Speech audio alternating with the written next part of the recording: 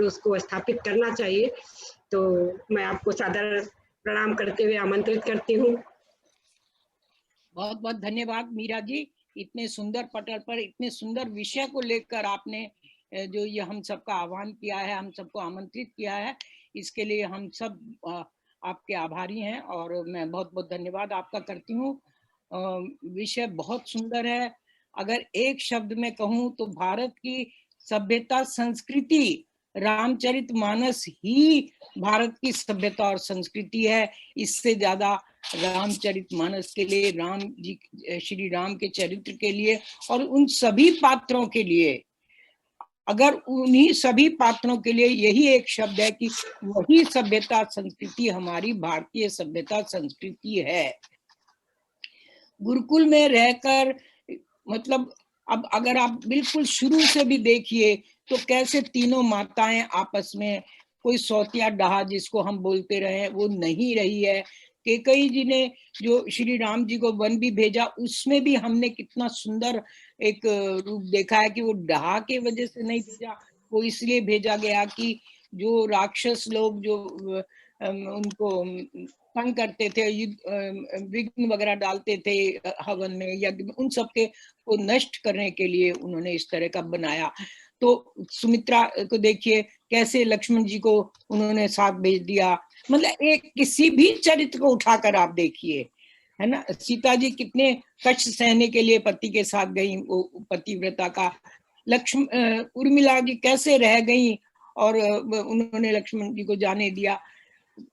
प्रारंभ से आपस में कैसे उनमें प्रेम था। मतलब अगर वो एक कोई भी चीज हम पकड़ लें, कोई भी चीज हम ले लें रामचरितमानस में से, जैसे तुलसीदास जी कहते हैं कि भाई बहुत तरह के लोग होते हैं, भांति भांति के लोग, जैसा जो समझता है, जैसा जो देखता है वो वैसा उसमें से लेता है, भूता है। लेकिन हम जो राम राज्य था या सोने की चिड़िया भारत कहलाया जाता था, वो सब किस लिए? इसीलिए कि बड़ों का आदर करना, छोटों को स्नेह देना। छोटा बड़े के सामने बोल नहीं सकता, और अगर बोलता भी है, जहां भी देखिए, जब अगर आखिर में जाते हैं, जब लक्ष्मण जी क्रोध में थोड़े आ जाते हैं कि समुद्र को आप इस तरह क्यों समुद्र से विनती कर रहे हैं और उसके ऊपर चढ़ाई कर रहे हो, तब फिर राम उनको समझाते हैं कि वो भी करेंगे, तुम शांत रहो। तो किस तरह से, मतलब छोटे की बात भी सुनी, छोटे की बात भी रखी गई, लेकिन बहुत प्यार से, आदर से, मान से। भक्ति को ले लीजिए, मतलब किसको छोड़िए और किसको लीजिए। ये भक्ति को ले लीजिए, हनुमान जैसी भक्ति, हनुमान जी जैसी भक्ति, अगर ऐसी भक्ति हमारे अंदर हो, ऐसी श्रद्धा भक्ति हो, फिर क्या कमी रह जाती है। श्री राम जी को देखिए, हनुमान जी जब जाने लगते हैं विदा, तो कैसे श्री राम जी उनको सिंहासन से खड़े होकर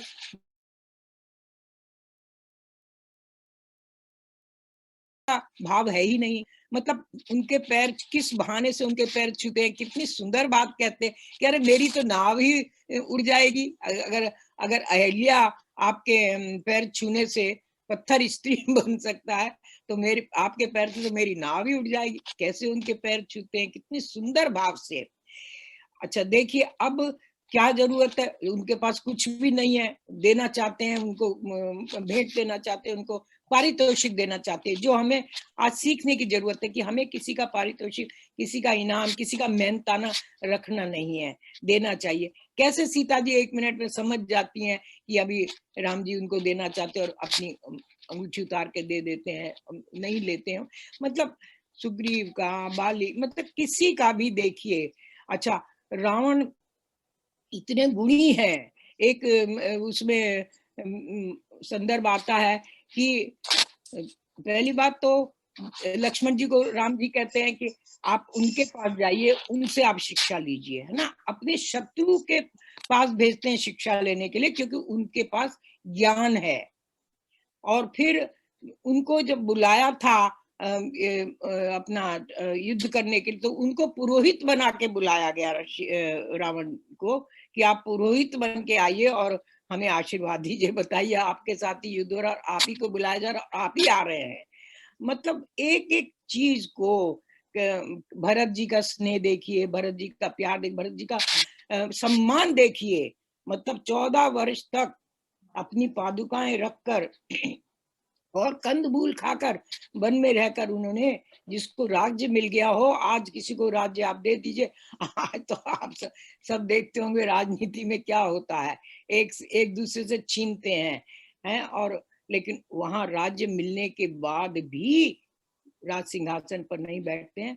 तो मैं बस, शायद अभी और बहुत लोग भी बोलने वाले होंगे, मैं ज्यादा तो नहीं कह सकती हूँ, क्या कहूँ, लेकिन इतना ही मेरा तो एक शब्द में यही कहना है कि रामचरितमानस का जो राम का चरित है, ये जो रामचरितमानस है, अगर उसी को हम लेकर चलें, और जो अब चल भी रहे हैं, अब फिर से वो समय आ रहा है वापस, जो आप सब जानते हैं, तो ही हमारी भारतीय सभ्यता संस्कृति उससे गुथी हुई है, बंधी हुई है। उसकी आज के जीवन में, बहुत सुंदर विषय आपने मीरा जी लिया कि आज के जीवन में उसकी क्या सार्थकता, उसकी तो सार्थकता है ही है, उसकी क्या सार्थकता नहीं है, अगर हम इस पर बोले तो शायद कुछ ढूंढने से मिलेगा नहीं, ऐसा मेरा मानना है। और मैं तो यही कहना चाहूंगी कि अभी मैं सोकर 5 मिनट हुए, सोकर उठकर आई हूँ, तो सोचती थी कि बहुत कुछ पढ़ूं और फिर बोलूंगी, पर समय नहीं मिल पाया। बहुत बहुत अच्छा नीलू जी, आपने तो गागर में सागर भर दिया, इसे ये अनुभव बोलते हैं।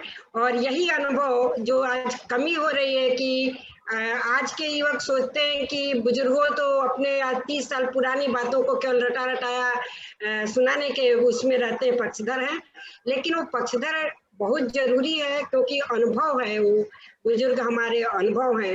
एक बरगद के पेड़ है जो घनी छाया है, और उनसे ग्रहण करके बहुत कुछ ले सकते हैं, जो कि उनके परिवार के परिवेश को शांति में जीने की एक कला बता सकता है। बहुत बहुत धन्यवाद नीलू जी, आप इतने 7 बजे उठ गई, ये बहुत बड़ी बात है, सादर नमन। और चंद्रशेखर जी, अगर आप जिनको बुलाना चाहते हैं, अगर वो प्रेजेंट है तो आप बुला सकते हैं 2 मिनट के लिए, फिर हम बंद करो इसे। एक मिनट, एक बात और कहना चाहूंगी, एक मिनट। जी बोलिए जी। जैसे हम अमेरिका में रह रहे हैं ना, जो हम सीख कर आए थे, मैं भी गुरुकुल में पढ़ी हूँ, वहीं से मैंने विद्यालंकार किया है, गुरुकुल कांगी हरिद्वार से। तो जो हमारे में बीज पड़े, जो हम सीख के आए थे, मुझे इस चीज का बहुत फक्र है कि मैं वही चीज अपने परिवार को, अपने बच्चों को, बहुओं को, पोते पोतियों, सबको दे पाई हूँ। और वो सब लोग यहाँ रहते हुए भी मतलब अपने उन्हीं आदर्शों को मानते हैं, उसी तरह भाइयों में प्यार है, उसी तरह से बहुओं में एक दूसरे का आदर है, उसी तरह पोते पोते, मतलब हमें इस चीज का भी बहुत सुखद एहसास है कि हम वो चीजें अपने परिवार को यहाँ रहकर भी दे पाए। धन्यवाद जी। इसी की जरूरत ही है कि हम अपने परिवार को दें। वे अगर कुछ नहीं भी दे रहे हैं, तो हम जब देना चालू कर देंगे तो उनके अंदर ये भाव आएगा और वो हमारा अनुकरण जरूर करेंगे। तो बहुत बहुत धन्यवाद नीलू जी, आप जुड़ी। और मेरे ख्याल से सभी का पूर्णाहुत हो चुका है, और हमारे सिंगापुर से जुड़े भाई राजेंद्र सूरज जी, जो सही में आज प्रकाश दिखाए और इतने देर तक वो तन्मयता से जुड़े रहे, ये सबसे बड़ी बात है। मैं उनको सादर नमन करते हुए वाणी को विराम देती हूँ और आप सबों का स्वागत करती हूँ। जो लोग हमें दिख नहीं रहे लेकिन जुड़े हुए हैं, उन्हें भी मैं नमन करती हूँ और उनके सहयोग को नमन करती हूँ। चंद्रशेखर जी हैं क्या? हाँ, नवरत्न जी आ गए हैं मैडम, 2 मिनट। अच्छा, तो बुला लीजिए 2 मिनट के लिए। नवरत्न साहब, आप आ जाए सामने। प्रोफेसर नवरत्न, छत्तीसगढ़ से, आप गाकर से हैं, और बिल्कुल कहना चाहिए दक्षिण प्रांत छत्तीसगढ़ के, जहां पर से रामचंद्र जी नवरत्न जी, आप अपनी अनुभूति को रखिए। नवरत्न सर जी आ जाइए सर, सादा अपने माइक को खोल लीजिए। उनका ऑडियो कनेक्टेड नहीं है चंद्रशेखर जी, उनका ऑडियो कनेक्टेड नहीं है। कनेक्टेड नहीं है क्या? जी, उनका ऑडियो कनेक्टेड नहीं है हमारे जूम से। अच्छा, कोई बात नहीं, कोई बात नहीं मैडम, आगे बढ़िए, फिर समापन के लिए जाइए। कोई दिक्कत नहीं, थैंक यू। 30 सेकंड मुझे दीजिएगा, कुछ बात कहनी है। जी, आपसे ही अंत है, शुरू आपकी है, अंत भी आप ही करिए। हाँ, तो मेरा ये कहना था कि इस सीरीज का, इस श्रृंखला का, इस विषय का अंत नहीं होना चाहिए। जैसा कि श्रद्धेय नीलू जी, इन्हीं से मेरी कभी ऐसे आसपास आप सामने सामने बात नहीं हुई, बट उनके व्यक्तित्व से मैं परिचित हूँ, उनके कृतित्व से परिचित हूँ। ओम गुप्ता जी के माध्यम से, उनके ग्रुप से मैंने बहुत सुना है उनके बारे में। तो मैं ये कह रहा था, ये पहली बात तो एक बार ना करें, इसको आगे जारी रखें और इसके माध्यम से बड़ा सार्थक संदेश गया है। हमारे जो राष्ट्रोत्थान का समूह मैं चलाता हूँ कई और मित्रों के साथ, उनमें से कई लोग जुड़े हैं, प्रतिक्रियाएं बहुत अच्छी आई हूँ। मैं साझा करना चाहता हूँ आपके साथ कि ये बहुत सार्थक, बहुत सिद्धि वाला कदम है। इसे आप और प्रचुरता से करें, मुखरता से करें, और जो सहयोग हमारी तरफ से लगेगा हम आपके साथ जुड़ेंगे। इसमें जुड़ना बहुत बड़े सौभाग्य की बात है और ये समय की बहुत बड़ी आवश्यकता है। बहुत सुंदर सर जी, बहुत बहुत धन्यवाद। और आप लोगों के सहयोग से ही तो ये आगे बढ़ रहा है। मुझे बहुत वरिष्ठ लोगों के सामने जब मैं पहले दिन ये राय रखी तो वो मेरे ख्याल से ज्यादा अध्यात्म के रूप में इसको देख रहे थे, इसलिए वो बोले मेरे तो समझ में नहीं आ रहा है, आप क्या करना चाह रही है, ठीक है करिए, फिर देखता हूँ। कई लोगों ने मुझे वाल्मीकि रामायण के बारे में बताया कि इस रामचरितमानस में क्या दम है, वाल्मीकि रामायण में असली राम का चरित्र है। मैंने बोला कि देखिए भैया, ऐसा है कि वाल्मीकि रामायण तो हम ही नहीं ठीक से जानते, हम बच्चों को क्या सिखाएंगे, लेकिन रामचरितमानस इतना जो है कि घर घर पढ़ा जाता है और उसका नाम कम से कम किसी भी प्रसंग के माध्यम से आ जाता है, तो उनको हम एक प्रतीक के रूप में रख करके जरूर हम बच्चों को, और आज के जो परिवेश में बच्चे ही नहीं, मेरा तो ये भी मानना है कि हम बड़े भी थोड़े खसक गए हैं अपने नैतिकता से, तो सबको उसमें एक प्रत्यक्ष प्रमाण मिलेगा। जैसे कि हम पढ़ाते हैं तो एक लेते हैं बच्चों को समझाने के लिए कि ये ब्लैक बोर्ड है और ये ऑब्जेक्ट है, उसको दिखा करके दिखाते हैं, तो ये हमारे प्रतीक है। और इन्होंने राम मानव के अवतार में इसीलिए आए हैं कि मानवता बनी रहे, हमारे नैतिक मूल्य बने रहे, हमारे मानव मूल्य बने रहे। और इसके साथ ही आप लोग आए, आप लोगों ने बहुत समय दिया, समय के साथ साथ जो प्रेरणा आपने आगे बढ़ने की दी है, और हमारे बड़े वरिष्ठ लोग दो जुड़े थे, इन लोगों को भी मैं नमन करती हूँ, स्पेशल रूप से चौबे जी जो बड़े कार्य में एकदम बहुत बिजी रहते हैं, और उसके बाद भी इन्होंने लगभग 1-1.5 घंटे तक बैठा, ये मैं उनकी जितनी भी प्रशंसा करूं कम है। और आप सबका भी बहुत बहुत आभार सहयोग के लिए।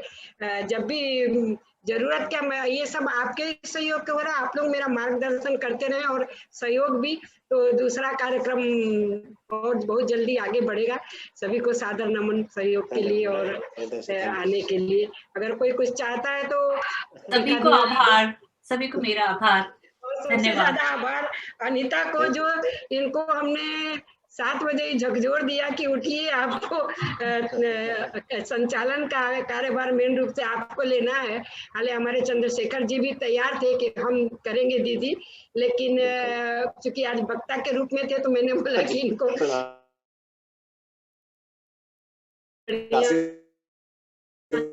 आप आज के लिए, और बहुत ये भी सहयोग देते हैं। और एक बात और, मैं प्रसाद के रूप में कि हमको ऊर्जा